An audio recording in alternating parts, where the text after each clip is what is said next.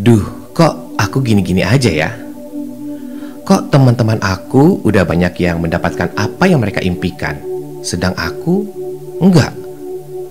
Kok aku di kuliah gini-gini aja ya? Sebenarnya aku ambil jurusan ini untuk apa sih? Apakah aku memilih jurusan yang tepat?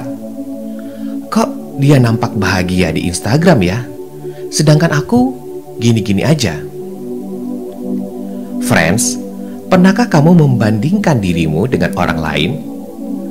Pernahkah kamu mulai mengkhawatirkan dirimu di masa depan? Pernahkah kamu mulai mempertanyakan tentang mimpi-mimpi yang ingin kamu capai? Well, ketika kamu sudah merasakan hal-hal di atas, tandanya kamu sudah mulai memasuki fase quarter life crisis. Wah, apa tuh quarter life crisis? Quarter life crisis adalah suatu fase di mana kamu merasa lebih cemas terhadap kualitas hidupmu di masa yang akan datang. Sebenarnya friends, quarter life crisis ini biasanya dirasakan oleh orang-orang yang sudah menginjak umur 25 tahun hingga 30 tahun.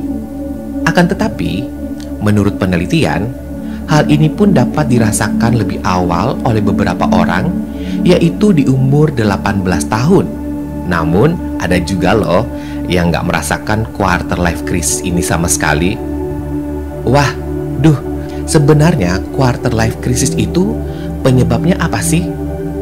Penyebab quarter life crisis sebenarnya ada banyak nih friends.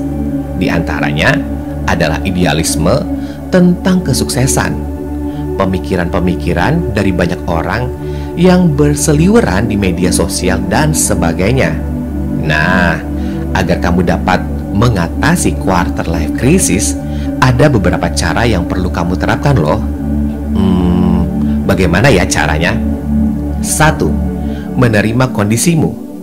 Ketika kamu mengalami quarter life crisis, pasti kamu akan merasa bahwa dirimu tidak sesempurna orang-orang yang kamu lihat.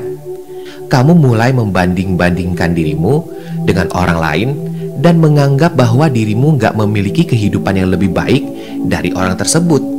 Well, mau bagaimanapun, pemikiran seperti ini merupakan pemikiran yang amatlah salah.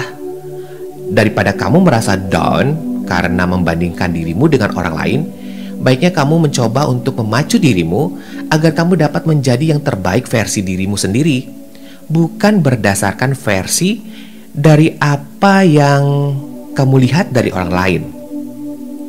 Menerima kondisi di sini juga bukan berarti kamu menerima dan diam-diam saja ya. Kamu bisa menerima kondisimu, namun kamu harus tetap memperjuangkan apa yang ingin kamu capai ya. Sekali lagi, kamu harus mencapai kesuksesan atau apapun berdasarkan versimu sendiri, bukan dari versi yang kamu lihat dari orang lain. 2. Cari tahu apa yang kamu takutkan atau khawatirkan. Ketika kamu berada di quarter life crisis, pasti ada saja hal yang kamu khawatirkan atau kamu takutkan. Nah, daripada kamu pusing-pusing dan merasa khawatir terhadap suatu hal, ada baiknya kamu mencari tahu terlebih dahulu tentang apa yang kamu takutkan atau khawatirkan. Setelah kamu mengetahui apa yang kamu takutkan atau kamu khawatirkan, kamu bisa mencari tahu bagaimana cara terbaik untuk mengatasi hal yang kamu takuti atau khawatirkan. Misalnya nih, kamu sekarang sedang berkuliah di suatu program studi. Kata orang-orang, program studi yang sedang kamu jalankan nggak memiliki prospek kerja yang bagus jika dibandingkan dengan program studi yang lain. Akhirnya, kamu mulai mempertanyakan dan khawatir tentang apa yang dikatakan oleh orang lain. Menurut saya, ada baiknya kamu cari tahu dulu nih friends, gimana prospek kerja dari program studi yang sedang kamu jalankan. Jangan sampai sebelum kamu cari tahu, kamu sudah mempercayai apa yang dikatakan oleh orang lain. Perlu diingat juga, bekerja namun gak sejalan dengan program studimu bukanlah suatu hal yang salah kok. Justru, kamu bisa memperbanyak kemampuan di berbagai macam bidang. 3. Konsultasi dengan orang-orang yang sudah mengalaminya. Nah, Karena kamu baru saja mengalami yang namanya quarter life crisis, pasti kamu nggak memiliki banyak pengalaman dalam mengatasi masalah yang satu ini. Nggak hanya mengatasi masalah, bahkan mungkin saja kamu masih belum memahami apa yang sedang kamu rasakan. Daripada kamu diam-diam saja sambil mengkhawatirkan sesuatu yang mungkin saja belum pernah kamu lakukan, coba deh kamu ceritakan masalah ini kepada orang-orang yang pernah mengalami quarter life crisis.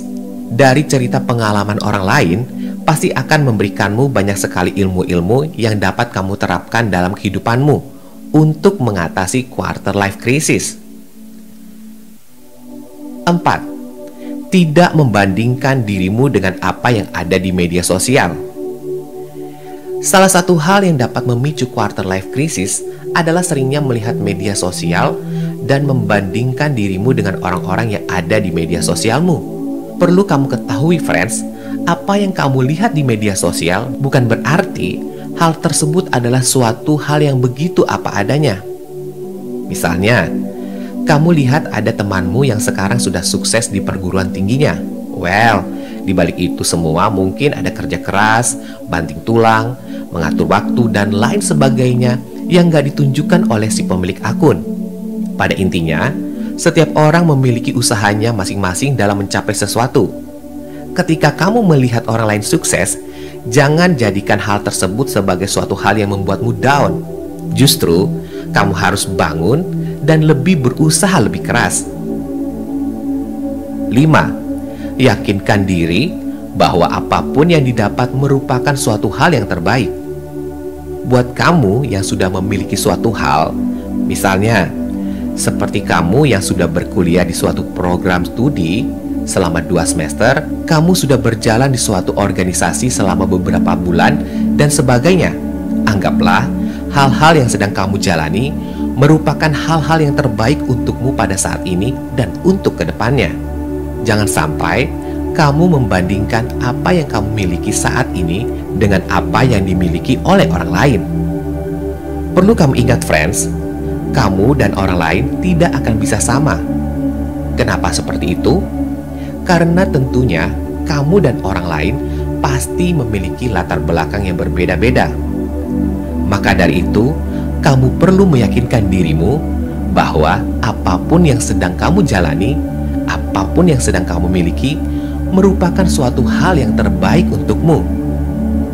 6. Stop memikirkannya berlebihan. Akhir dari semua tips ini adalah, kamu jangan memikirkan rasa quarter life crisis ini dengan berlebihan ya. Perlu kamu ketahui bahwa ada banyak kok orang yang di luar sana yang memiliki permasalahannya seperti ini. Daripada pusing-pusing, lebih baik memaksimalkan usaha untuk menjadi pribadi yang lebih baik.